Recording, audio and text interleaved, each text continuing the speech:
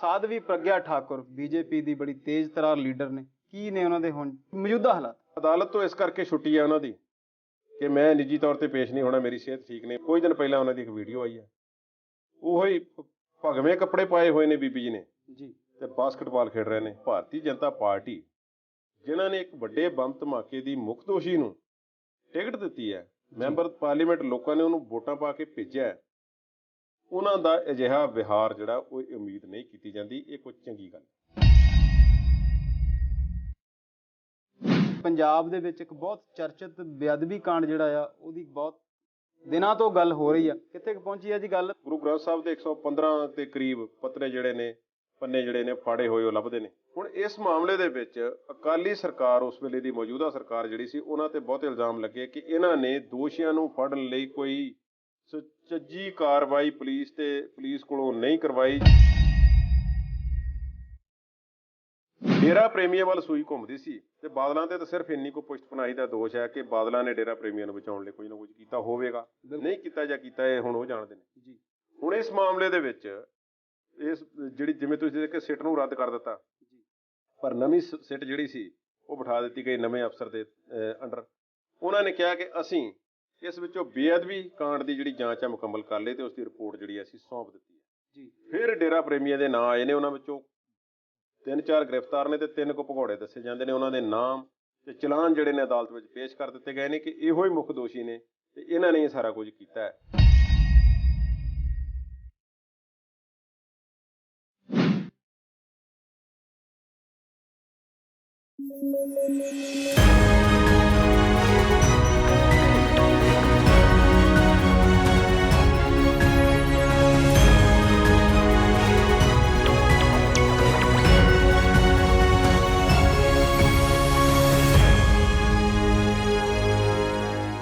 Punjabi national TV ਦੇਖ ਰਹੇ ਸਭ ਦਰਸ਼ਕਾਂ ਦਾ ਸਵਾਗਤ ਹੈ। ਇੱਕ ਵਾਰ ਫਿਰ ਤੋਂ ਹਾਜ਼ਰ ਹਾਂ ਤੁਹਾਡੇ ਲਈ ਲੈ ਕੇ ਪ੍ਰੋਗਰਾਮ ਵਿਚਾਰ ਚਰਚਾ।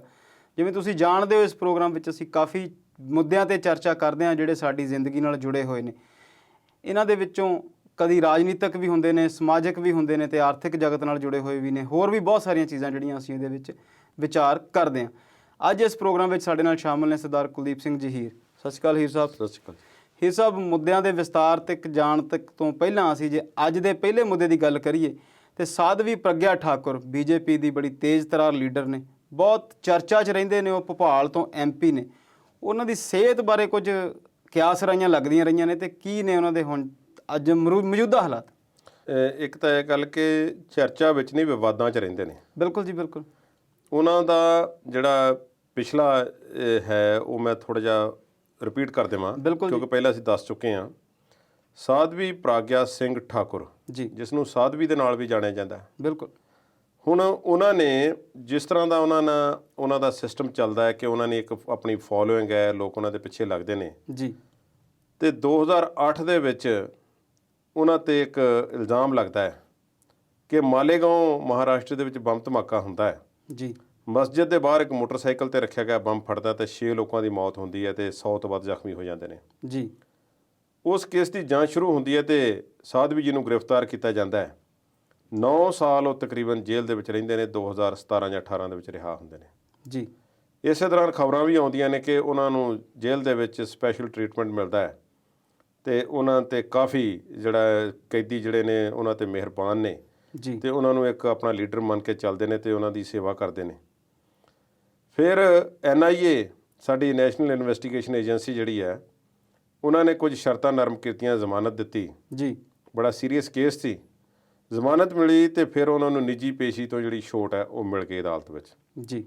ਸਿਹਤ ਦਾ ਹਵਾਲਾ ਦਿੱਤਾ ਕਿ ਮੇਰੀ ਸਿਹਤ ਠੀਕ ਨਹੀਂ ਹੈ ਤੇ ਆਮ ਤੌਰ 'ਤੇ ਵੀਲ ਚੇਅਰ 'ਤੇ ਰਹਿੰਦੇ ਨੇ। ਸਾਧਵੀ ਪ੍ਰਗਿਆ ਠਾਕੁਰ ਹਮੇਸ਼ਾ, ਚਾਹੇ ਉਹ ਮੈਂਬਰ ਪਾਰਲੀਮੈਂਟ ਜਦੋਂ ਬਣ ਗਿਆ, ਫਿਰ ਭਾਰਤੀ ਜਨਤਾ ਪਾਰਟੀ ਨੇ ਉਹਨਾਂ ਨੂੰ ਟਿਕਟ ਦੇ ਦਿੱਤੀ ਜੀ। ਭੋਪਾਲ ਤੋਂ ਮੈਂਬਰ ਪਾਰਲੀਮੈਂਟ ਬਣ ਕੇ ਜਦੋਂ ਆਏ ਨੇ, ਉੱਥੇ ਵੀ ਵੀਲ ਚੇਅਰ 'ਤੇ ਰਹੇ ਨੇ ਤੇ ਉਹਨਾਂ ਨੂੰ ਕਦੀ ਚੱਲਦੇ ਫਿਰਦੇ ਹੋਏ ਜਾਂ ਐਕਟਿਵ ਲਾਈਫ ਦੇ ਵਿੱਚ ਇੱਦਾਂ ਦੇਖਿਆ ਨਹੀਂ ਗਿਆ। ਬਿਲਕੁਲ। ਵਾਦ ਵਿਵਾਦ ਉਹਨਾਂ ਨਾਲ ਜੁੜਿਆ ਰਹਿੰਦਾ ਹੈ ਜੀ। ਗੱਲਾਂ ਇਸ ਤਰ੍ਹਾਂ ਦੀਆਂ ਕਰਦੇ ਨੇ। ਸ਼ੂਦਰ ਭਾਈਚਾਰੇ ਦੇ ਬਾਰੇ ਪਿੱਛੇ ਜਿਹਾ ਉਹਨਾਂ ਨੇ ਇੱਕ ਬਿਆਨ ਦੇ ਦਿੱਤਾ ਸੀ, ਜਿਸ ਤੋਂ ਕਾਫੀ ਜ਼ਿਆਦਾ ਰੌਲਾ ਰੱਪਾ ਪਿਆ ਤੇ ਆਮ ਤੌਰ 'ਤੇ ਜਦੋਂ ਕੋਈ ਭਾਰਤੀ ਜਨਤਾ ਪਾਰਟੀ ਦਾ ਕੋਈ ਆਗੂ ਇਸ ਤਰ੍ਹਾਂ ਕੋਈ ਵਿਵਾਦਗ੍ਰਸਤ ਬਿਆਨ ਦੇ ਦਿੰਦਾ ਹੈ ਤੇ ਉਸ ਤੇ ਰੌਲਾ ਰੱਪਾ ਪੈ ਕੇ ਹਟ ਜਾਂਦਾ ਹੈ। ਇਹ ਪਿਛਲੇ 7-8 ਸਾਲਾਂ ਦਾ ਇਹੋ ਹੀ ਰਿਵਾਜ ਚੱਲ ਰਿਹਾ, ਜੀ ਕਿਉਂਕਿ ਉਹਨਾਂ ਦਾ ਜ਼ੋਰ ਬਹੁਤ ਹੈ ਤੇ ਸਹਿਜੇ ਕੀਤੇ ਕੋਈ ਉਸ ਆਵਾਜ਼ ਨੂੰ ਅੱਗੇ ਤੋਰਨ ਵਾਲਾ ਉੱਠਦਾ ਨਹੀਂ ਬਿਲਕੁਲ ਜਾਂ ਦਬਾ ਦਿੱਤਾ ਜਾਂਦਾ ਸਰਕਾਰੀ ਜ਼ੋਰ ਦੇ ਨਾਲ। ਤੇ ਸਾਧਵੀ ਪ੍ਰਾਗਿਆ ਨਾਲ ਵੀ ਇਹੋ ਕੁਝ ਹੋਇਆ। ਜੀ ਪਰ ਸਭ ਤੋਂ ਖਤਰਨਾਕ ਡੇਂਜਰਸ ਬਿਆਨ ਜਿਹੜਾ ਸੀ ਉਹਨਾਂ ਦਾ ਇੱਕ ਹੋਰ ਵਿਅਕਤੀ ਦੇ ਬਾਰੇ ਸੀ। ਅੱਛਾ ਜੀ ਮੁੰਬਈ ਦੇ ਵਿੱਚ ਅੱਤਵਾਦੀ ਹਮਲਾ ਹੁੰਦਾ ਜਿਸ ਵਿੱਚ ਅਜਮਲ ਕਸਾਬ ਫੜਿਆ ਜਾਂਦਾ ਹੈ। ਜੀ ਉਹ ਜਦੋਂ ਕਿਸ਼ਤੀ ਦੇ ਰਸਤੇ ਮੁੰਬਈ ਦੇ ਵਿੱਚ ਪਹੁੰਚਦੇ ਨੇ, ਖਿਲਰ ਪਸਰ ਜਾਂਦੇ ਨੇ, ਕੋਈ ਕਿੱਧਰ ਨੂੰ ਚਲੇ ਜਾਂਦੇ ਨੇ, ਕੋਈ ਕਿਸੇ ਕੋ ਰੇਲਵੇ ਸਟੇਸ਼ਨ ਤੇ ਜਾ ਕੇ ਗੋਲੀਆਂ ਚਲਾਉਂਦੇ ਨੇ, ਕੋਈ ਤਾਜ ਹੋਟਲ ਵਿੱਚ ਬਾਅਦ 'ਚ ਆ ਕੇ ਵੜਦੇ ਨੇ, ਇੱਕ ਕੈਫੇ ਹਾਊਸ ਵਿੱਚ ਬੰਬ ਧਮਾਕਾ ਕਰਦੇ ਨੇ, ਗੋਲੀਆਂ ਚਲਾਉਂਦੇ ਨੇ, ਥਾਂ ਥਾਂ ਤੇ ਸਭ ਕੁਝ ਹੁੰਦਾ ਹੈ। ਜੀ ਕਾਮਾ ਹਸਪਤਾਲ ਦੇ ਵਿੱਚ ਜਦੋਂ ਜਾਂਦੇ ਨੇ ਤੇ ਉੱਥੇ ਵੀ ਇਸ ਤਰ੍ਹਾਂ ਉਹਨਾਂ ਨੇ ਗੋਲੀਆਂ ਬਰਸਾਈਆਂ ਤੇ ਬਹੁਤ ਸਾਰੇ ਲੋਕਾਂ ਨੂੰ ਮਾਰਿਆ। ਜਦੋਂ ਇਹ ਖਬਰ ਮਹਾਰਾਸ਼ਟਰ ATS ਸਕੁਆਡ ਦੇ ਚੀਫ ਹਿਮੰਤ ਕਰਕਰੇ ਨੂੰ ਲੱਗਦੀ ਹੈ ਜੀ ਤੇ ਉਹਦੀ ਜਗ੍ਹਾ ਕੋਈ ਹੋਰ ਅਫਸਰ ਹੁੰਦਾ ਤੇ ਉਹ ਉੱਥੇ ਹੀ ਬੈਠਦਾ ਆਪਣੇ ਆਫਿਸ ਦੇ ਵਿੱਚ ਤੇ ਕਿਸੇ ਨੂੰ ਹੁਕਮ ਚਾੜਦਾ, ਜਵਾਨੋ ਚਲੋ ਬਈ ਬਿਲਕੁਲ ਇੱਥੇ ਅੱਤਵਾਦੀ ਹਮਲਾ ਹੋ ਗਿਆ ਤੇ ਚਲੋ ਉਹਨਾਂ ਦਾ ਮੁਕਾਬਲਾ ਕਰੀਏ, ਨਿਕਲੋ ਬਾਹਰ, ਹੋਵੋ ਮੋਹਰੇ।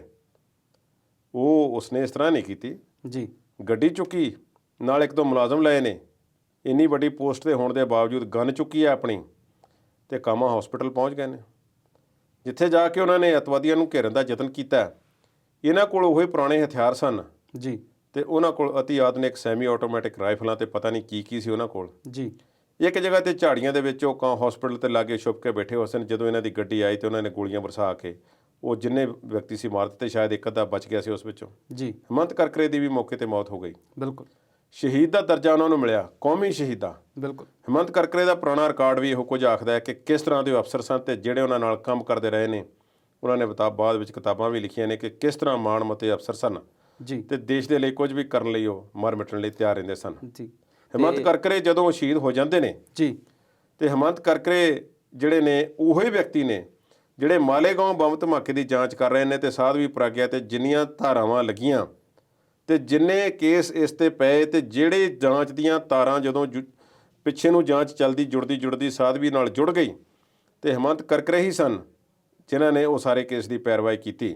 ਜੀ ਤੇ ਹਿਮੰਤ ਕਰਕਰੇ ਦੇ ਖਿਲਾਫ ਬੀਬੀ ਜੀ ਬੋਲਦੇ ਰਹੇ ਤੇ ਅਖੀਰ ਉਹ ਦਿਨ ਆ ਗਿਆ ਜਦੋਂ ਮੈਂਬਰ ਪਾਰਲੀਮੈਂਟ ਵੀ ਬਣ ਗਏ। ਹਿਮੰਤ ਕਰਕਰੇ ਸ਼ਹੀਦ ਹੋ ਜਾਂਦੇ ਨੇ, ਜਾਂਚ ਏਜੰਸੀ ਚੋਂ ਜੇਲ੍ਹ ਚੋਂ ਬਾਹਰ ਆ ਜਾਂਦੇ ਨੇ ਜਾਂਚ ਏਜੰਸੀ ਦੇ ਸਹਿਯੋਗ ਨਾਲ ਤੇ ਥੋੜ੍ਹੀ ਜਿਹੀ ਰਾਹਤ ਮਿਲ ਜਾਂਦੀ ਹੈ। ਤੇ ਬੀਬੀ ਜੀ ਫਿਰ ਕਹਿੰਦੇ ਨੇ ਦੇਖਿਆ ਉਸ ਵਿਅਕਤੀ ਨੇ ਮੇਰੇ ਤੇ ਗਲਤ ਕੇਸ, ਝੂਠਾ ਕੇਸ ਪਾਇਆ ਸੀ ਤੇ ਸ਼ਰਾਪ ਲੱਗਾ ਉਸ ਨੂੰ ਤੇ ਇਸ ਤਰ੍ਹਾਂ ਦੀ ਮੌਤ ਤੇ ਮਰਿਆ। ਦੇਖੋ ਇੱਕ ਕੌਮੀ ਸ਼ਹੀਦ ਦੇ ਬਾਰੇ ਜਿਸ ਵਿਅਕਤੀ ਦੇ ਇਹ ਵਿਚਾਰ ਹੋਣ ਜੀ ਉਹ ਕਿੰਨਾ ਕੁ ਸੁਹਿਰਦ ਹੋਵੇਗਾ ਆਪਣੇ ਕੰਮ ਪ੍ਰਤੀ ਤੇ ਲੋਕ ਸਭਾ ਦੀ ਸੀਟ ਪ੍ਰਤੀ। ਭੋਪਾਲ ਤੋਂ MP ਨੇ, ਬਹੁਤ ਵੱਡਾ ਸ਼ਹਿਰ ਹੈ ਭੋਪਾਲ, ਬਿਲਕੁਲ ਜੀ, ਔਰ ਉਸ ਨੂੰ ਨੁਮਾਇੰਦਗੀ ਉਹਨਾਂ ਦੀ ਕਰਦੇ ਨੇ। ਹੁਣ ਅਦਾਲਤ ਤੋਂ ਇਸ ਕਰਕੇ ਛੁੱਟੀ ਹੈ ਉਹਨਾਂ ਦੀ ਕਿ ਮੈਂ ਨਿੱਜੀ ਤੌਰ ਤੇ ਪੇਸ਼ ਨਹੀਂ ਹੋਣਾ, ਮੇਰੀ ਸਿਹਤ ਠੀਕ ਨਹੀਂ, ਮੈਂ ਉੱਠ ਨਹੀਂ ਸਕਦੀ, ਚੱਲ ਫਿਰ ਨਹੀਂ ਸਕਦੀ। ਜੀ ਕੁਝ ਦਿਨ ਪਹਿਲਾਂ ਉਹਨਾਂ ਦੀ ਇੱਕ ਵੀਡੀਓ ਆਈ ਹੈ, ਉਹੋ ਹੀ ਭਗਵੇਂ ਕੱਪੜੇ ਪਾਏ ਹੋਏ ਨੇ ਬੀਬੀ ਜੀ ਨੇ ਜੀ ਤੇ ਬਾਸਕਟਬਾਲ ਖੇਡ ਰਹੇ ਨੇ ਅੱਛਾ ਤੇ ਜੀ ਬਾਸਕਟ ਵੀ ਕਰਦੇ ਨੇ। ਜਿਹੜਾ ਉਹਨਾਂ ਨੇ ਬਾਲ ਥਰੋ ਕੀਤੀ ਹੈ ਵਿੱਚ ਜਾਂਦੀ ਹੈ ਬਾਸਕਟ ਦੇ ਹੂਪ ਦੇ ਵਿੱਚ। ਜੀ ਤੇ ਹੁਣ ਉਹਨਾਂ ਦੀ ਇੱਕ ਹੋਰ ਵੀਡੀਓ ਕੱਲ੍ਹ ਆ ਗਈ ਹੈ ਜਿਸ ਦੇ ਵਿੱਚ ਉਹ ਇੱਕ ਜਗ੍ਹਾ ਤੇ ਸ਼ਾਇਦ ਗਰੀਬ ਲੜਕੀਆਂ ਦਾ ਉਹਨਾਂ ਨੇ ਸ਼ਾਇਦ ਆਪਣੇ ਘਰ ਹੀ ਕੋਈ ਜਾਂ ਆਪਣੇ ਡੇਰੇ ਤੇ ਜਾਂ ਜਿੱਥੇ ਵੀ ਉਹਨਾਂ ਨੇ ਵਿਆਹ ਕੀਤਾ ਹੈ ਤੇ ਉੱਥੇ ਡਾਂਸ ਕਰ ਰਹੇ ਨੇ ਸਾਧਵੀ ਜੀ। ਇਹ ਥੋੜ੍ਹੇ ਸਮੇਂ ਦੇ ਵਿੱਚ, ਥੋੜ੍ਹੇ ਦਿਨਾਂ 'ਚ ਉਹਨਾਂ ਦੀਆਂ 2 ਵੀਡੀਓ ਆਈਆਂ ਨੇ। ਜੀ ਇਸ ਤੇ ਬਹੁਤ ਸਾਰੇ ਲੋਕਾਂ ਨੇ ਪ੍ਰਤੀਕਰਮ ਦਿੱਤੇ ਨੇ। ਜੀ ਇੱਕ ਵਿਰੋਧੀ ਧਿਰ ਦੇ ਇੱਕ ਆਗੂ ਨੇ ਟਵੀਟ ਕੀਤਾ ਜਿਨ੍ਹਾਂ ਨੇ ਵੀਡੀਓ ਕੱਢੀ ਹੈ। ਉਹਨਾਂ ਨੇ ਪਹਿਲਾਂ ਵੀ ਕੱਢੀ ਸੀ, ਪਹਿਲਾਂ ਵੀ ਉਹਨਾਂ ਨੇ ਗੱਲ ਕੀਤੀ ਸੀ ਜੀ ਤੇ ਉਹਨਾਂ ਨੇ ਲਿਖਿਆ ਸੀ ਕਿ ਬਹੁਤ ਚੰਗੀ ਗੱਲ ਹੈ ਕਿ ਸਾਧਵੀ ਜੀ ਦੀ ਸਿਹਤ ਹੁਣ ਠੀਕ ਹੋ ਗਈ ਹੈ ਤੇ ਉਹ ਹੁਣ ਬਾਸਕਟਬਾਲ ਖੇਡ ਰਹੇ ਨੇ। ਜੀ ਤੇ ਹੁਣ ਉਹਨਾਂ ਨੇ ਕਿਹਾ ਕਿ ਸਾਨੂੰ ਹੋਰ ਵੀ ਖੁਸ਼ੀ ਹੋ ਰਹੀ ਹੈ ਕਿ ਇਸ ਤਰ੍ਹਾਂ ਉਹ ਡਾਂਸ ਵੀ ਕਰ ਸਕਦੇ ਨੇ। ਉਹਨਾਂ ਨੂੰ ਝੂਮਦਿਆਂ ਹੋਇਆ ਦੇਖ ਕੇ ਸਾਨੂੰ ਬਹੁਤ ਚੰਗਾ ਲੱਗ ਰਿਹਾ। ਜੀ ਹੁਣ ਇਹ ਗੱਲ ਉਹਨਾਂ ਨੇ ਮਜ਼ਾਕ ਵਿੱਚ ਆਖੀ ਹੈ, ਬਿਲਕੁਲ ਸਰਕੈਸਟਿਕਲੀ ਆਖੀ, ਇਸ ਗੱਲ ਵਿੱਚ ਕੋਈ ਸ਼ੱਕ ਨਹੀਂ, ਬਿਲਕੁਲ ਤੰਜ਼ ਕੀਤਾ, ਤੰਜ਼ ਕੀਤਾ। ਬਿਲਕੁਲ ਹੁਣ ਇਸ ਨੂੰ ਕਿਵੇਂ ਲੈਂਦੇ ਨੇ? ਕੀ ਉਹਨਾਂ ਨੇ ਕੋਈ ਜਵਾਬ ਦੇਣਾ ਵਾਜਬ ਸਮਝਿਆ? ਭਾਰਤੀ ਜਨਤਾ ਪਾਰਟੀ ਜਿਨ੍ਹਾਂ ਨੇ ਇੱਕ ਵੱਡੇ ਬੰਬ ਧਮਾਕੇ ਦੀ ਮੁੱਖ ਦੋਸ਼ੀ ਨੂੰ ਟਿਕਟ ਦਿੱਤੀ ਹੈ, ਮੈਂਬਰ ਪਾਰਲੀਮੈਂਟ ਲੋਕਾਂ ਨੇ ਉਹਨੂੰ ਵੋਟਾਂ ਪਾ ਕੇ ਭੇਜਿਆ, ਉਹਨਾਂ ਦਾ ਅਜਿਹਾ ਵਿਹਾਰ ਜਿਹੜਾ ਉਹ ਉਮੀਦ ਨਹੀਂ ਕੀਤੀ ਜਾਂਦੀ। ਇਹ ਕੋਈ ਚੰਗੀ ਗੱਲ ਨਹੀਂ। ਬਿਲਕੁਲ ਸੋ ਉਹਨਾਂ ਨੇ ਜਿਸ ਤਰ੍ਹਾਂ ਦਾ ਆਪਣਾ ਇੱਕ ਸਿਸਟਮ ਬਣਾ ਲਿਆ ਉਸ ਤੋਂ ਉਹਨਾਂ ਨੂੰ ਬਾਹਰ ਨਿਕਲਣ ਦੀ ਲੋੜ ਹੈ। ਜੇ ਵਾਕਈ ਕੋਈ ਦੇਸ਼ ਦੀ ਸੇਵਾ ਕਰਨੀ ਹੈ ਜਾਂ ਕਿਸੇ ਧਰਮ ਜਾਂ ਫਿਰਕੇ ਦੀ ਜਾਂ ਕਿਸੇ ਭਾਈਚਾਰੇ ਦੀ ਤਰੱਕੀ ਵਾਸਤੇ ਕੰਮ ਕਰਨਾ ਹੈ ਤੇ ਇਹੋ ਜਿਹੀਆਂ ਗੱਲਾਂ ਉਹਨਾਂ ਨੂੰ ਛੱਡਣੀਆਂ ਪੈਣ। ਅਸੀਂ ਜਦੋਂ ਲੋਕਤੰਤਰ 'ਚ ਸੁਧਾਰਾਂ ਦੀ ਗੱਲ ਕਰਦੇ ਹਾਂ ਤਾਂ ਸਭ ਤੋਂ ਪਹਿਲਾਂ ਅਸੀਂ ਇਹ ਗੱਲ ਕਰਦੇ ਹਾਂ ਕਿ ਅਪਰਾਧਕ ਪਿਛੋਕੜ ਵਾਲੇ ਬੰਦੇ ਜਾਂ ਜਿਹੜੀ ਗਲਤ ਮਾਨਸਿਕਤਾ ਦੇ ਲੋਕ ਨੇ ਉਹ ਇਸ ਰਾਜਨੀਤੀ 'ਚ ਨਾ ਆਉਣ। ਪਰ ਇਸ ਲਈ ਕੋਈ ਵੀ ਪਾਰਟੀ ਸੁਹਿਰਦ ਨਹੀਂ ਹੁੰਦੀ, ਚਾਹੇ ਉਹ ਬੀਜੇਪੀ ਹੋਵੇ ਤੇ ਚਾਹੇ ਕੋਈ ਹੋਰ ਹੋਵੇ। ਇਸੇ ਕਰਕੇ ਇਹੋ ਜਿਹੇ ਲੋਕ ਆਉਂਦੇ ਨੇ, ਜੇਲ੍ਹ 'ਚ ਚੋਣਾਂ ਲੜਦੇ ਨੇ, ਦੋ ਥਾਂ ਤੋਂ ਚੋਣਾਂ ਲੜਦੇ ਨੇ, ਚੋਣਾਂ ਦਾ ਮਹਿੰਗੀਆਂ ਹੋਣਾ ਵੀ, ਹੋਰ ਅਸੀਂ ਬਹੁਤ ਸਾਰੇ ਮੁੱਦੇ ਇਹੋ ਜਿਹੇ ਕਰਦੇ ਇਹ ਬਹੁਤ ਵਾਰੀ ਅੰਕੜੇ ਆਏ ਨੇ ਕਿ ਕਿੰਨੇ ਸਾਡੇ ਜਿਹੜੇ ਵਿਧਾਇਕ ਨੇ ਜਾਂ MP ਨੇ ਉਹਨਾਂ ਖਿਲਾਫ ਕਿੰਨੇ ਕੇਸ ਲੱਗੇ ਹੋਏ ਨੇ, ਦਰਜ ਨੇ, ਉਹ ਸਾਲੋਂ ਸਾਲ ਚੱਲਦੇ ਰਹਿੰਦੇ ਨੇ। ਤੇ ਕਈ ਇਹੋ ਜਿਹੀਆਂ ਘਟਨਾਵਾਂ ਵੀ ਹੋ ਜਾਂਦੀਆਂ, ਜਿੱਦਾਂ ਇੱਕ ਰੇਪ ਦੇ ਕੇਸ ਦੇ ਵਿੱਚ ਫਸਿਆ ਹੋਇਆ ਇੱਕ ਵਿਅਕਤੀ MLA ਕੁਲਦੀਪ ਸੈਂਗਰ, ਬਿਲਕੁਲ ਉਸ ਦੇ ਕੇਸ ਦੇ ਵਿੱਚ ਕੀ ਨਹੀਂ ਹੋਇਆ ਜੀ। ਔਰ ਪੁਸ਼ਤ ਪਨਾਹੀ ਜਿਹੜੀ ਹੈ ਜਿਨ੍ਹਾਂ ਲੋਕਾਂ ਦੀ ਕਰਦੇ ਨੇ, ਫਿਰ ਆਪ ਹੀ ਗੱਦੀਆਂ ਤੇ ਕਾਬਜ਼ ਹੋਣ ਦੀ ਕੋਸ਼ਿਸ਼ ਕਰਦੇ ਨੇ, ਕਿੰਨੇ ਕੇਸ ਨਿਕਲ ਕੇ ਸਾਹਮਣੇ ਆਉਂਦੇ ਨੇ। ਬਿਲਕੁਲ ਜੀ। ਸੋ ਰਾਜਨੀਤੀ 'ਚ ਸੁਧਾਰ ਤਾਂ ਹੀ ਹੋਵੇ ਜੇ ਲੋਕ ਜਿਹੜੇ ਉੱਪਰ ਬੈਠੇ ਲੋਕ ਨੇ, ਜੇ ਉਹ ਕਰਨਾ ਚਾਹੁੰਦੇ ਹੋਣ ਜੀ। ਕੁਲਦੀਪ ਜੀ, ਜੇ ਅਸੀਂ ਅਗਲੇ ਮੁੱਦੇ ਦੀ ਗੱਲ ਕਰੀਏ ਤੇ ਪੰਜਾਬ ਦੇ ਵਿੱਚ ਇੱਕ ਬਹੁਤ ਚਰਚਿਤ ਬੇਅਦਬੀ ਕਾਂਡ ਜਿਹੜਾ ਆ, ਉਹਦੀ ਬਹੁਤ ਦਿਨਾਂ ਤੋਂ ਗੱਲ ਹੋ ਰਹੀ ਆ।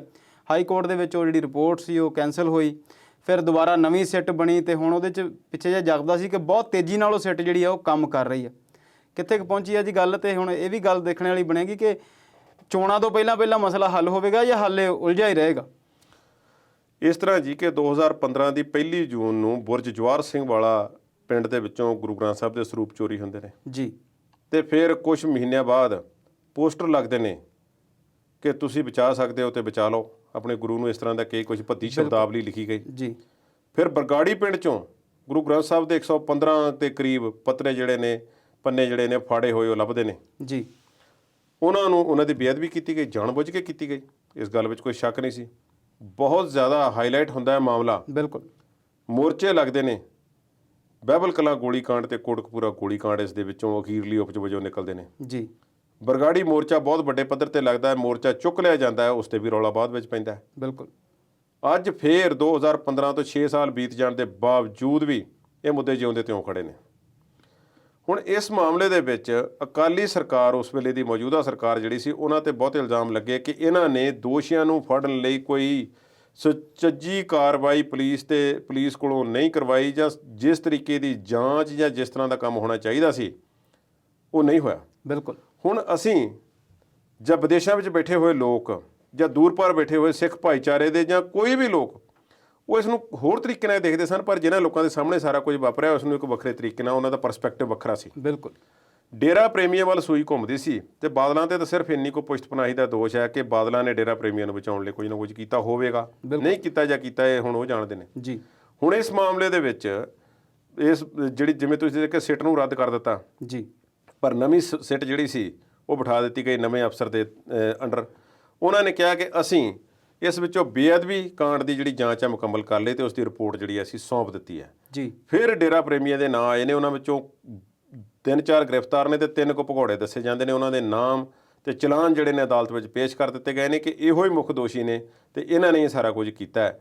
ਹਾਂ, ਇੱਕ ਜਗ੍ਹਾ ਤੇ ਡੇਰਾ ਪ੍ਰੇਮੀਆਂ ਨੂੰ ਥੋੜੀ ਜਿਹੀ ਰਾਹਤ ਮਿਲਦੀ ਹੈ, ਜਿਹੜੇ ਪੋਸਟਰ ਲਾਏ ਸਨ ਉਹ ਹੈਂਡ ਰਾਈਟਿੰਗ ਜਿਹੜੀ ਆ ਉਹ ਮੈਚ ਨਹੀਂ ਕਰਦੀ। ਇਹ ਅਦਾਲਤ ਨੇ ਕਹਿ ਦਿੱਤਾ ਕਿ ਪਹਿਲਾਂ ਅਸੀਂ ਮੈਚ ਕਰਨ ਦੀ ਕੋਸ਼ਿਸ਼ ਕੀਤੀ ਸੀ, ਐਕਸਪਰਟਸ ਨੇ ਉਹਨਾਂ ਕਿਹਾ ਕਿ ਇਹ ਹੈਂਡ ਰਾਈਟਿੰਗ ਇਹਨਾਂ ਲੋਕਾਂ ਵਿੱਚੋਂ ਕਿਸੇ ਦੀ ਨਹੀਂ ਹੈ, ਦੂਜੀ ਵਾਰੀ ਕਰਨ ਦਾ ਸਵਾਲ ਪੈਦਾ ਨਹੀਂ ਹੁੰਦਾ ਜੀ। ਪਰ ਇਸ ਦੇ ਨਾਲ ਉਹਨਾਂ ਦੀ ਬੇਗੁਨਾਹੀ ਨਹੀਂ ਸਾਬਤ ਹੁੰਦੀ। ਬਿਲਕੁਲ। ਪਰ ਉਹ ਇੱਕ ਵੱਖਰੀ ਚੀਜ਼ ਹੈ।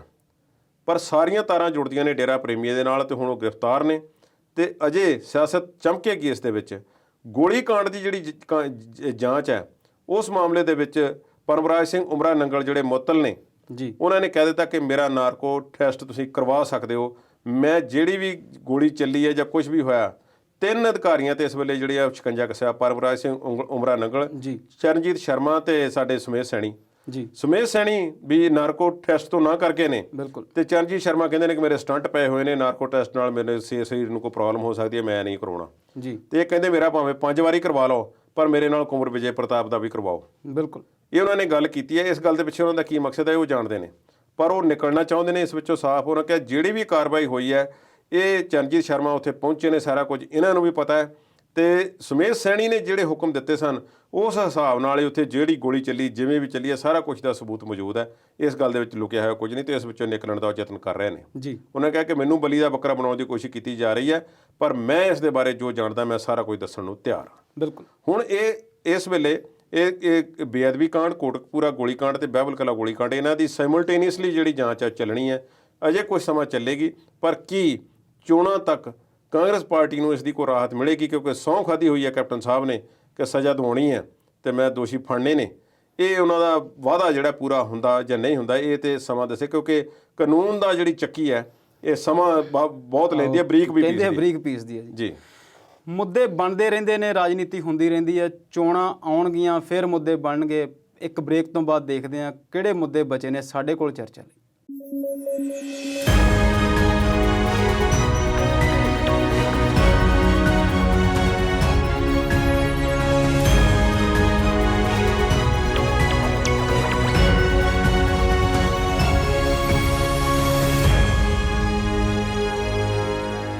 ਪ੍ਰੋਗਰਾਮ ਵਿਚਾਰ ਚਰਚਾ ਦੇ ਆਖਰੀ ਹਿੱਸੇ ਵਿੱਚ ਇੱਕ ਵਾਰ ਫਿਰ ਤੋਂ ਤੁਹਾਡਾ ਸਵਾਗਤ ਹੈ। ਕੁਲਦੀਪ ਜੀ, ਅਸੀਂ ਕਾਫੀ ਮੁੱਦਿਆਂ ਤੇ ਚਰਚਾ ਕਰ ਲਈ।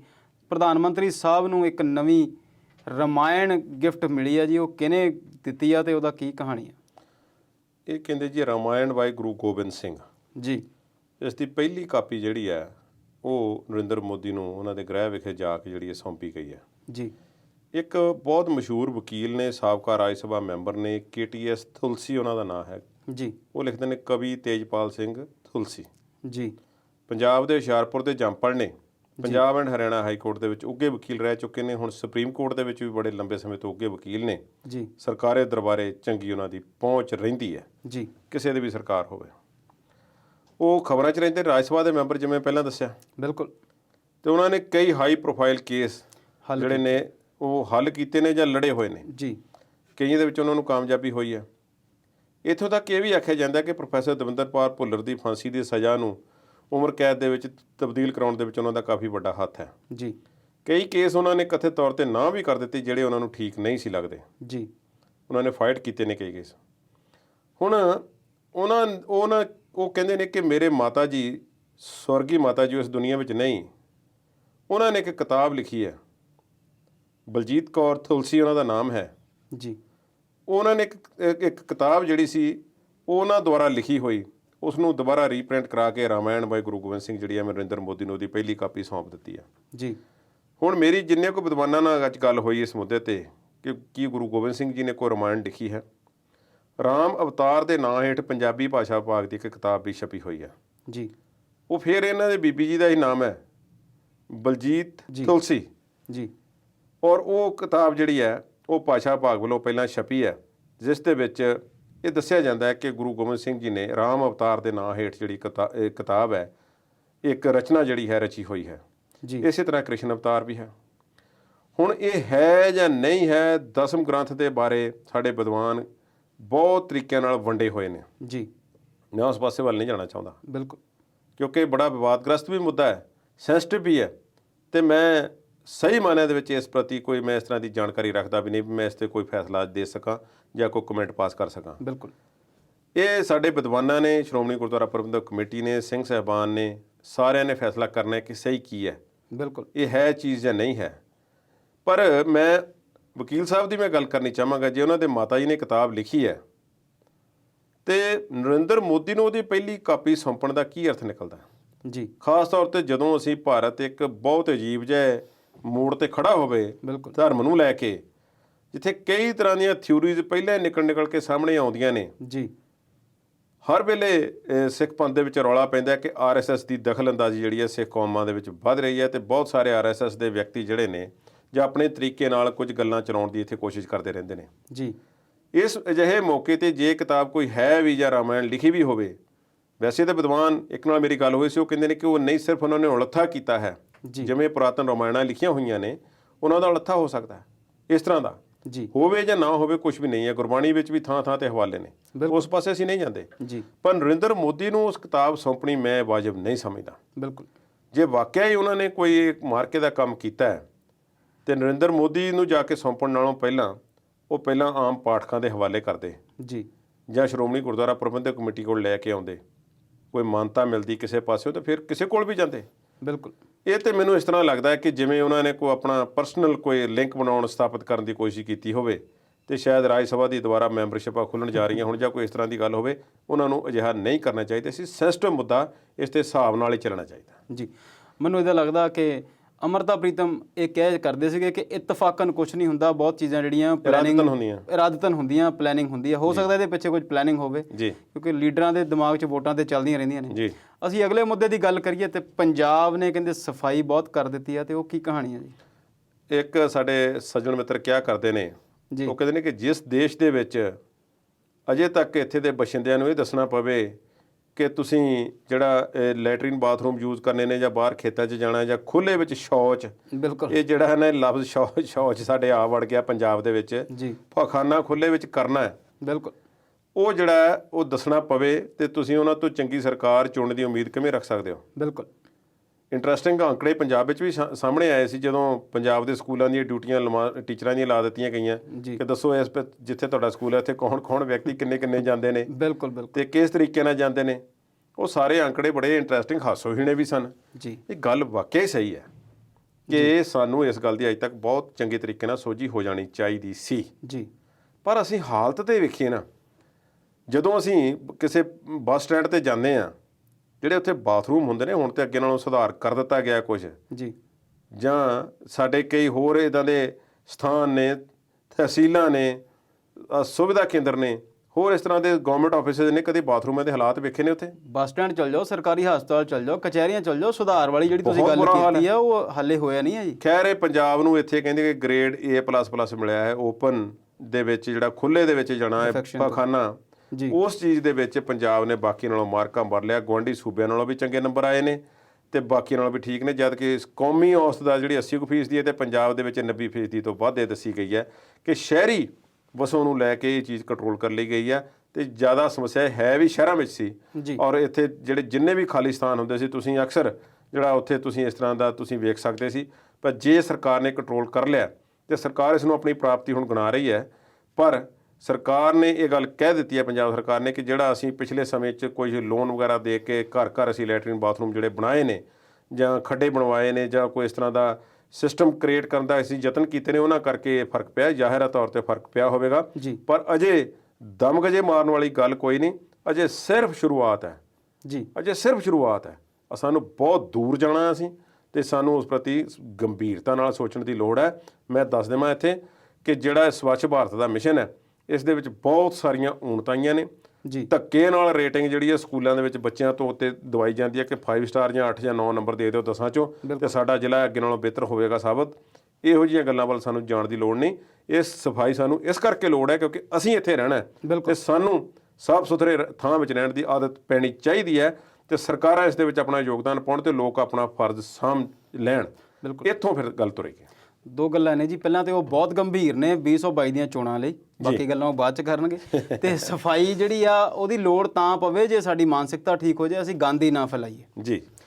ਕੱਲ ਅਸੀਂ ਇੱਕ ਪ੍ਰੋਗਰਾਮ ਦੇ ਵਿੱਚ ਗੱਲ ਕਰਦੇ ਸੀ ਰਿਪੋਰਟਰਸ ਵਿਦਆਊਟ ਬਾਰਡਰਸ, ਤੇ ਉੱਥੇ ਦੱਸਦੇ ਸੀ ਕਿ ਹਿੰਦੁਸਤਾਨ ਦੇ ਜਿਹੜੇ ਅੰਕੜੇ ਨੇ ਉਹ ਬਹੁਤੇ ਚੰਗੇ ਨਹੀਂ ਹੈਗੇ ਪ੍ਰੈਸ ਦੀ ਆਜ਼ਾਦੀ ਨੂੰ ਲੈ ਕੇ। ਇਹੋ ਜਿਹੀ ਅੱਜ ਮਣੀਪੁਰ ਦੀ ਇੱਕ ਘਟਨਾ ਆ, ਤੁਸੀਂ ਉਹਦੇ ਬਾਰੇ ਦੱਸੋ ਜਾਣਕਾਰੀ। ਮਣੀਪੁਰ ਦੇ ਵਿੱਚ ਸਾਡਾ ਇੱਕ ਛੋਟਾ ਜਿਹਾ ਸੂਬਾ ਹੈ ਇੰਫਾਲ, ਉਸ ਦੀ ਰਾਜਧਾਨੀ ਹੈ ਜੀ। ਇੰਫਾਲ ਦੇ ਵਿੱਚ ਪਿਛਲੇ 2 ਮਹੀਨਿਆਂ ਤੋਂ ਇੱਕ ਨੌਜਵਾਨ ਜਿਹੜਾ ਹੈ ਜੇਲ੍ਹ ਦੇ ਵਿੱਚ ਕੈਦ ਹੈ ਜੀ। ਥੋੜਾ ਜਿਹਾ ਨਾਮ ਉਸ ਦਾ ਮੈਨੂੰ ਭੁੱਲ ਗਿਆ, ਅਜੀਬ ਹੈ ਜੀ। ਤੇ ਉਹਦਾ ਇੱਕ ਸਾਥੀ ਹੈ, ਉਹਨਾਂ ਨੇ ਇੱਕ ਬਿਆਨ ਦੇ ਦਿੱਤਾ ਅੱਜ ਤੋਂ 2 ਮਹੀਨੇ ਪਹਿਲਾਂ, ਫੇਸਬੁੱਕ ਤੇ ਇੱਕ ਪੋਸਟ ਪਾ ਦਿੱਤੀ। ਉਹ ਪੋਸਟ ਅਸਲ ਵਿੱਚ ਸਟੇਟ ਦੇ ਜਿਹੜੇ BJP ਦੇ ਲੀਡਰ ਸੀ, ਉਹਨਾਂ ਦੀ ਕੋਵਿਡ ਦੇ ਨਾਲ ਮੌਤ ਹੋ ਜਾਂਦੀ ਹੈ। ਅੱਛਾ ਜੀ। ਤੇ ਇਹ ਉਸ ਦੇ ਵਿੱਚ ਕਮੈਂਟ ਕਰ ਦਿੰਦੇ ਨੇ ਕਿ ਦੇਖੋ ਇਹ ਤੁਸੀਂ ਸਾਨੂੰ ਧਿਆਨ ਦੇਣਾ ਚਾਹੀਦਾ, ਇਹ ਦਵਾਈਆਂ ਨਾਲ ਇਲਾਜ ਹੋਣੇ ਨੇ ਤੇ ਸਾਨੂੰ ਇਸ ਤੋਂ ਬਚਾਅ ਲਈ ਜਿਹੜੀ ਗੱਲ ਹੈ ਉਹ ਕਰਨੀ ਚਾਹੀਦੀ ਹੈ। ਇਹ ਗੋਬਰ ਜਾਂ ਗਊਮੂਤਰ ਦੇ ਨਾਲ ਇਸ ਦਾ ਇਲਾਜ ਨਹੀਂ ਹੋਣਾ ਜੀ। ਇਸ ਵਿਅਕਤੀ ਦਾ ਸਿਰਫ ਇੰਨਾ ਕਸੂਰ ਸੀ ਜੀ। ਹੁਣ ਉਹ ਵਿਅਕਤੀ ਕੌਣ ਹੈ, ਇਸ ਬਾਰੇ ਮੈਂ ਥੋੜਾ ਜਿਹਾ ਜੋ ਮੰਤਰੀ ਮੰਡਲ ਦਾ ਵਿਸਥਾਰ ਹੋਇਆ ਉਸ ਦੇ ਵੱਲ ਲੈ ਕੇ ਜਾਣਾ ਚਾਹਾਂਗਾ ਜੀ। ਜੋਤਿਰਾਦਿੱਤਿਆ ਸਿੰਧੀਆ, ਉਹਨੂੰ ਸਿੱਧਾ ਕੈਬਨਿਟ ਮਿਨਿਸਟਰ ਦਾ ਦਰਜਾ ਦਿੱਤਾ ਗਿਆ। ਬਿਲਕੁਲ, ਕਾਂਗਰਸ ਤੋਂ ਲਿਆ ਕੇ ਤੇ ਪੈਰਾਸ਼ੂਟ ਨਾਲ ਉਹਨਾਂ ਨੂੰ ਉਤਾਰ ਕੇ ਜਿਹੜਾ ਸੀ ਮਿਨਿਸਟਰ ਬਣਾ ਦਿੱਤਾ ਗਿਆ। ਨਹੀਂ, ਸਿੱਧਾ ਨਹੀਂ ਦਿੱਤਾ ਜੀ, ਉਹਨਾਂ ਨੇ ਸਰਕਾਰ ਬਣਾਈ, ਉਹਨਾਂ ਦੀ ਮੱਧ ਪ੍ਰਦੇਸ਼ ਦੇ ਵਿੱਚ ਸਰਕਾਰ ਬਣੀ। ਬਿਲਕੁਲ, ਚਲੋ ਉਹ ਬਣੇ ਨੇ ਤੇ ਹਾਰਵਰਡ ਦੇ ਉਹ ਗ੍ਰੈਜੂਏਟ ਦੱਸੇ ਜਾਂਦੇ ਨੇ। ਬਿਲਕੁਲ, ਇਸੇ ਤਰ੍ਹਾਂ ਬਹੁਤ ਹੋਰ ਵੀ ਹੋਣਗੇ। ਬਿਲਕੁਲ, ਉਹ ਹਮੇਸ਼ਾ ਦੱਸਦੇ ਨੇ। ਪੁਰਾਣੀਆਂ ਸਰਕਾਰਾਂ ਵਿੱਚ ਵੀ ਡਾਕਟਰ ਮਨਮੋਹਨ ਸਿੰਘ ਵੀ, ਸ਼ਸ਼ੀ ਥਰੂਰ ਵੀ, ਅਰੁਣ ਜੇਤਲੀ ਵੀ, ਹੋਰ ਵੀ ਬਹੁਤ ਸਾਰੇ ਹੋਣਗੇ ਜੋ ਬਾਹਰਲੀ ਯੂਨੀਵਰਸਿਟੀਆਂ ਦੇ ਪੜ੍ਹੇ ਹੋਏ ਨੇ ਤੇ ਡਿਗਰੀਆਂ ਜਦੋਂ ਕਿਤੇ ਦਿਖਾਉਣੀਆਂ ਪੈਂਦੀਆਂ ਨੇ ਦੱਸਦੇ ਨੇ ਮਾਣ ਨਾਲ ਕਿ ਅਸੀਂ ਬਾਹਰਲੇ ਫਲਾਂ ਯੂਨੀਵਰਸਿਟੀ ਦੇ ਅਸੀਂ ਗ੍ਰੈਜੂਏਟ ਹਾਂ। ਬਿਲਕੁਲ, ਇਹ ਜਿਹੜਾ ਨੌਜਵਾਨ ਹੈ ਇਹ ਵੀ ਹਾਰਵਰਡ ਦਾ ਗ੍ਰੈਜੂਏਟ ਹੈ। ਅੱਛਾ ਜੀ। ਇਸ ਨੇ ਇਹ ਬਿਆਨ ਦਿੱਤਾ ਤੇ 2 ਮਹੀਨੇ ਤੋਂ ਉਸ ਦੀ ਜ਼ਮਾਨਤ ਨਹੀਂ ਹੋ ਰਹੀ। ਪਹਿਲਾਂ ਵੀ ਉਸ 'ਤੇ ਛੋਟੇ-ਮੋਟੇ ਕੇਸ ਪਏ ਹੋਏ ਨੇ ਇਸੇ ਤੌਰ ਤਰੀਕਿਆਂ ਦੇ। ਦੇਸ਼ ਧਰੋਹ ਦਾ ਉੱਤੇ ਚਾਰ ਜਿਹੜਾ ਲੱਗਾ ਹੋਇਆ, ਜਿਹੜਾ ਕਿ ਇਹਨਾਂ ਦਾ ਇੱਕ ਟ੍ਰੇਡਮਾਰਕ ਬਣ ਚੁੱਕਾ ਹੈ। ਬਿਲਕੁਲ, ਉਹ ਉਸ 'ਤੇ ਲੱਗਾ ਹੋਇਆ ਤੇ ਅਦਾਲਤ ਵਿੱਚ ਅਦਾਲਤ ਉਸ ਨੂੰ ਕਹਿੰਦੀ ਹੈ ਕਿ ਤੇਰਾ ਕੰਮ ਹੀ ਇਹੋ ਆ, ਤੂੰ ਇਸ ਤਰ੍ਹਾਂ ਦੇ ਕੰਮ ਕਰਦਾ ਰਹਿੰਦਾ ਇੱਕ ਵਾਰੀ ਤੇਰੇ ਤੇ ਇਹ ਵੀ ਦੋਸ਼ ਹੈ ਕਿ ਪ੍ਰਧਾਨ ਮੰਤਰੀ ਨਰਿੰਦਰ ਮੋਦੀ ਦੇ ਪੋਸਟਰ ਲੱਗੇ ਹੋਏ ਤੇ ਤੁਸੀਂ ਉਹਨਾਂ ਤੇ ਆਂਡੇ ਮਾਰੇ। ਜੀ ਇਸ ਦੇ ਸਾਥੀ ਨੂੰ ਵੀ ਇੱਕ ਜਿਹੜਾ ਉਹਦੇ ਨਾਲ ਹੀ ਹੁੰਦਾ ਜ਼ਿਆਦਾ ਕਰਕੇ, ਉਹ ਵੀ ਉਹਨਾਂ ਉਸੇ ਸਮੇਂ ਤੋਂ ਜੇਲ੍ਹ 'ਚ ਹੈ। ਇੱਕ ਦਿਨ ਉਹ ਪੋਸਟ ਕਰਦੇ ਨੇ ਤੇ ਰਾਤ ਨੂੰ ਉਹਨਾਂ ਦੇ ਘਰ ਪੁਲਿਸ ਆਉਂਦੀ ਹੈ ਬੀਜੇਪੀ ਦੇ ਕਾਗੂ ਦੀ ਸ਼ਿਕਾਇਤ ਤੇ ਉਹਨੂੰ ਘੜੀਸ ਕੇ ਲੈ ਜਾਂਦੀ ਤੇ ਉਹਦੀ ਮਾਂ ਨੂੰ ਧੱਕਾ ਮਾਰ ਕੇ ਸੁੱਟ ਦਿੰਦੀ ਹੈ ਤੇ ਉਸਦੀ ਅਜੇ ਤੱਕ ਜ਼ਮਾਨਤ ਵੀ ਨਹੀਂ ਹੁੰਦੀ। ਜੀ ਹੁਣ ਹਾਰਵਰਡ ਯੂਨੀਵਰਸਿਟੀ ਦੇ ਸਟੂਡੈਂਟ ਯੂਨੀਅਨ ਨੇ ਜਾਂ ਐਲੂਮਨੀਜ਼ ਨੇ, ਉਹਨਾਂ ਨੇ ਇੱਕ ਮੁਹਿੰਮ ਚਲਾਈ ਹੈ, ਪਟੀਸ਼ਨ, ਉਸ ਨੌਜਵਾਨ ਨੂੰ ਛਡਾਉਣ ਖਾਤਰ ਕਿ ਇਸ ਦੀ ਜਾਂਚ ਛੁਡਾਈ ਜਾਵੇ। ਇਸ ਤਰ੍ਹਾਂ ਹਿਊਮਨ ਰਾਈਟਸ ਦਾ ਜਿਹੜੀ ਉਲੰਘਣਾ ਹੋ ਰਹੀ ਹੈ ਭਾਰਤ ਦੇ ਵਿੱਚ, ਪਰ ਭਾਰਤ ਸਰਕਾਰ ਜਿਹੜੀ ਵੱਡੀ ਪਿਕਚਰ ਦੇਖ ਰਹੀ ਹੈ, ਉਸ 'ਤੇ ਕਈ ਸਖਤ ਧਾਰਾਵਾਂ ਜਿਹੜੀਆਂ ਨੇ ਉਹ ਲੱਗ ਰਹੀਆਂ ਨੇ। ਅਜੇ ਤੱਕ ਉਸ ਨੌਜਵਾਨ ਦੀ ਜਾਨ ਛੁੱਟਦੀ ਨਜ਼ਰ ਨਹੀਂ ਆ ਰਹੀ, ਪਰ ਇਸ ਤਰ੍ਹਾਂ ਦਾ ਕੰਮ ਵੀ ਚੱਲ ਰਿਹਾ। ਇਹ ਆਪ ਜੀ ਨਾਲ ਜਾਣਕਾਰੀ ਦਰਸ਼ਕਾਂ ਨਾਲ ਸਾਂਝੀ ਕੀਤੀ ਹੈ। ਬਿਲਕੁਲ ਜੀ, ਬਿਲਕੁਲ। ਕੱਲ ਜਿਹੜੀ ਗੱਲ ਸੀ ਉਸੇ ਟੌਪਿਕ ਦੀ ਫਿਰ ਆ ਕਿ ਰਿਪੋਰਟਰਸ ਵਿਦਆਊਟ ਬਾਰਡਰਸ ਸੰਸਥਾ ਨੇ ਦੱਸਿਆ ਸੀਗਾ ਕਿ ਭਾਰਤ ਵਿੱਚ ਇਹ ਬਹੁਤ ਵੱਡੇ ਪੱਧਰ ਤੇ ਜਿਹੜਾ ਕੰਮ ਚੱਲ ਰਿਹਾ। ਜਿਹੜਾ ਵੀ ਬੰਦਾ ਕੋਈ ਸਰਕਾਰ ਦੇ ਆਪੋਜ਼ਿਟ ਬੋਲਣ ਦੀ ਗੱਲ ਕਰਦਾ ਜਾਂ ਉਹਨਾਂ ਦੀ ਕੋਈ ਕਮੀ ਕੱਢਣ ਦੀ ਗੱਲ ਦੱਸਦਾ, ਉਹਦੇ ਉੱਤੇ ਆਮ ਤੌਰ ਤੇ ਜਿਹੜੇ ਇਹੋ ਜਿਹੇ ਅਪਰਾਧਿਕ ਕਾਨੂੰਨ ਆ ਉਹਨਾਂ ਦਾ ਸਹਾਰਾ ਲੈ ਕੇ ਉਹਨੂੰ ਰੋਕਣ ਦੀ ਕੋਸ਼ਿਸ਼ ਕੀਤੀ ਜਾਂਦੀ ਹੈ। ਬਿਲਕੁਲ ਜੀ। ਕੁਲਦੀਪ ਜੀ, ਲਈਏ ਇਜਾਜ਼ਤ ਫਿਰ, ਸਮਾਂ ਤੇ ਹੁਣ ਬਿਲਕੁਲ ਜੀ। ਅੱਜ ਦੇ ਮੁੱਦੇ ਇੰਨੇ ਹੀ ਸੀ ਤੇ ਤੁਸੀਂ ਸਾਨੂੰ ਦੱਸਿਓ ਤੁਹਾਨੂੰ ਸਾਡੀ ਚਰਚਾ ਕਿਹੋ ਜਿਹੀ ਲੱਗੀ। ਅਗਲੀ ਵਾਰ ਕੁਝ ਹੋਰ ਮੁੱਦੇ ਲੈ ਕੇ ਫਿਰ ਹਾਜ਼ਰ ਹੋਵਾਂਗੇ ਪੰਜਾਬੀ ਨੈਸ਼ਨਲ ਟੀਵੀ ਦੇ ਪ੍ਰੋਗਰਾਮ ਵਿਚਾਰ ਚਰਚਾ ਵਿੱਚ। ਤਦ ਤੱਕ ਲਈ ਦਿਓ ਇਜਾਜ਼ਤ। ਸਤਿ ਸ਼੍ਰੀ ਅਕਾਲ।